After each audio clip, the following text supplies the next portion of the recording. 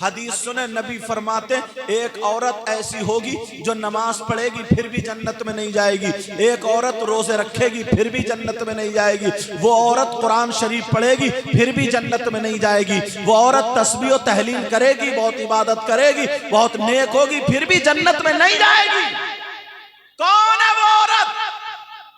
मेरी बहनें सुन ले, कौन है वो औरत?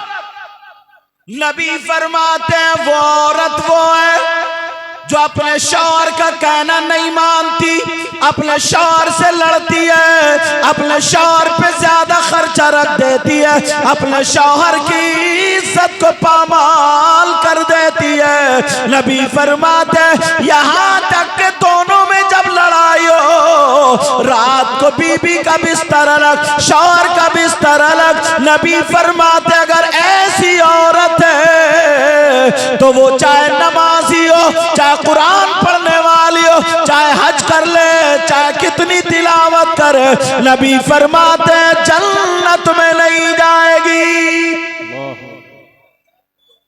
अब मेरी बहन अपना मुहासिबा कर ले, कौन है वो औरत?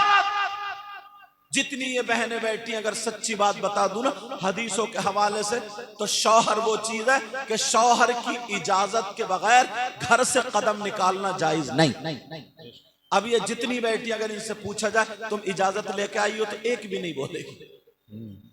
इजाजत ये क्या लेके आएंगे?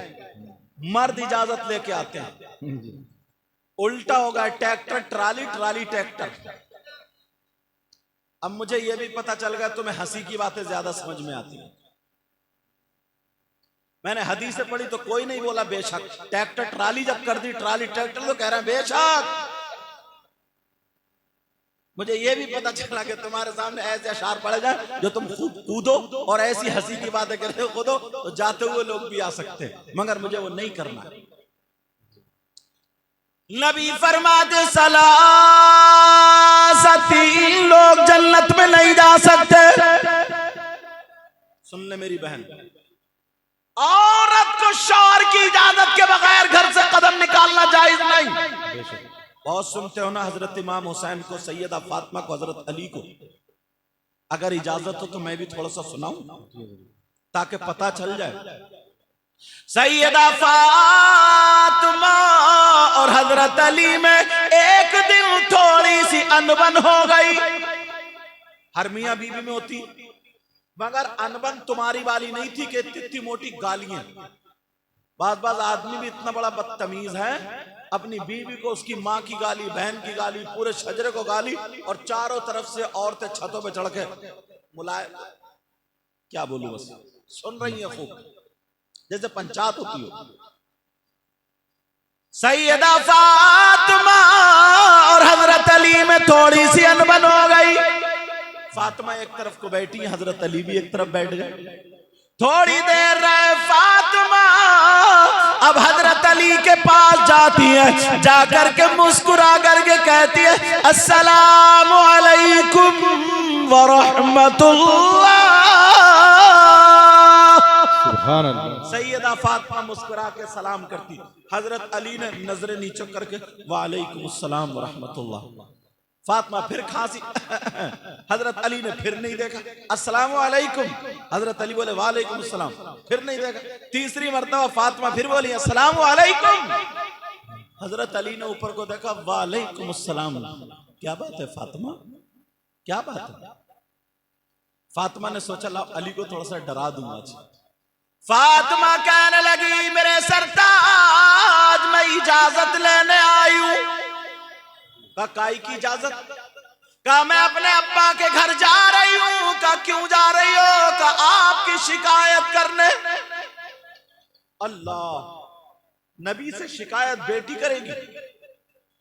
हजरत अली की आंखों में आंसू आ गए। हजरत अली की आंखों में आंसू निकलने लगे और कहने लगे फातिमा, तुम मेरे घर में तीन दिन भूखी रही, मैंने सोचा मेरी फातिमा मुझसे कुछ मांगेंगी, मगर नहीं मांगा।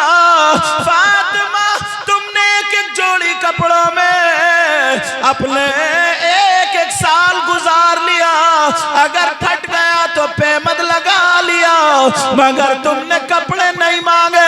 मैं चाहता था मेरी फातिमा कुछ मांगेंगी, फातिमा तुमने मांगा आज तो मेरी शिकायत के लिए इजाजत मांगी। फातिमा चली जाओ, चली जाओ, जाओ मेरी तरफ से इजाजत है, मगर जाने से पहले दुआ कर जाओ। जब तुम नबी के पास पहुंचो अली की रूह निकल जाए।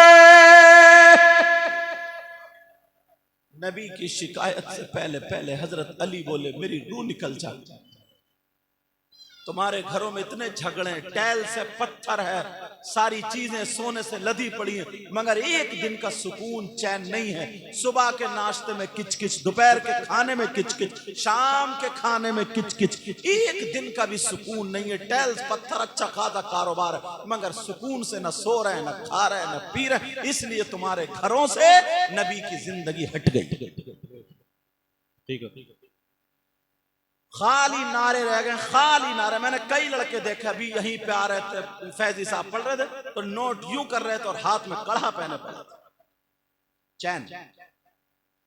एक की तो मैंने उतरवा दी, लेकिन मैं बता रहा हूं सुनो। हजरत अली की आंखों में आंसू, कहने लगे फातिमा आज तक नबी की बारगाह में मेरी शिकायत नहीं गई है।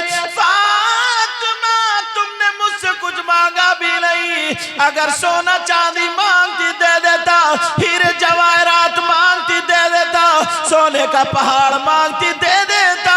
नबी के पास शिकायत जाए कैसे बर्दाश्त करूंगा। फातिमा दुआ कर दो मेरा इंतकाल हो जाए। फातिमा बैठ गई। सुनो जिंदगी गुजारने का तरीका। फातिमा बैठ गई, अपने दुपट्टे से शौहर के आंसू पोंछे, कहा मेरे सरताज मुझे माफ कर दो। क्या मेरा इतना हक भी नहीं है कि मैं आपसे थोड़ी सी मजाक करूं? कहा मेरे सरताज मुझे माफ कर दो। हजरत अली कहने लगे नहीं फातिमा अब तो तुम्हें जाना होगा, दुआ कर दो। सैयदा फातिमा ने अपना आंचल उठाया और दुआ के लिए हाथ उठा दिए। अब दुआ क्या कर रही है वो सुनो। सैयदा फातिमा दुआ कर रही है, मेरे अली की उम्र और इज्जत में बरकतें अता फरमा दे। सुभान अल्लाह, सुभान अल्लाह। नाराए तकबीर, नाराए रिसालत, जश्न ईद मिलादुन नबी, नाराए तकबीर, नाराए रिसालत। ये इन लोगों की जिंदगी गुजरी है यार, और हमारी जिंदगी क्या, आपकी जिंदगी। ये बहनें अपने शौहर के लिए दुआएं करती हैं, बताओ, बल्कि क्या दुआएं करती हैं। अगर जरा सी तकलीफ हो जाए, जरा सी तकलीफ हो तो आंगन में खड़े होकर के कहती या अल्लाह या तो मैं मर जाऊं या फिर इन्हीं का मुंह नहीं देखूं। अब मतलब क्या दुआ है ये बद्दुआ बताओ। अगर कहीं बाहर से थका मादा शख्स आता है, मेरी बहनें सुनने जिंदगी गुजारने का तरीका। सैयदा फातिमा जब आती थी, घर में होती थी, अली आते थे, तवज्जो से, हजरत अली आते थे, फातिमा मुस्कुरा के खड़ी हो जाती थी और अस्सलामु अलैकुम व रहमतुल्लाह कहती थी। हजरत अली का हाथ पकड़ के मुस्कुराती थी और बिठाल के प्याला जो था उसमें पानी पिलाती थी। 3 सांसों में अली पानी पीते थे। ये घर की खूबसूरती